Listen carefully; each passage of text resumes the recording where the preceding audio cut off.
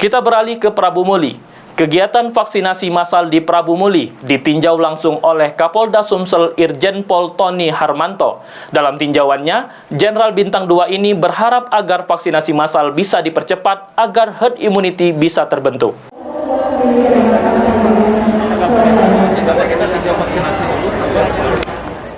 Didampingi Wali Kota Prabu Muli Ridho Yahya, Kapolda Sumsel Irjen Pol Tony Harmanto meninjau kegiatan vaksinasi massal yang digelar di Atrium City Mall yang diikuti oleh 700 warga Prabu Muli. Mantan Kapolda Sumatera Barat ini mengatakan pihaknya bersama Forkompimda akan menuntaskan proses herd immunity atau kekebalan tubuh secara massal. Adapun langkah yang diambil yakni dengan mendorong pemerintah pusat untuk menambah jumlah vaksin di sejumlah daerah di Sumatera Selatan.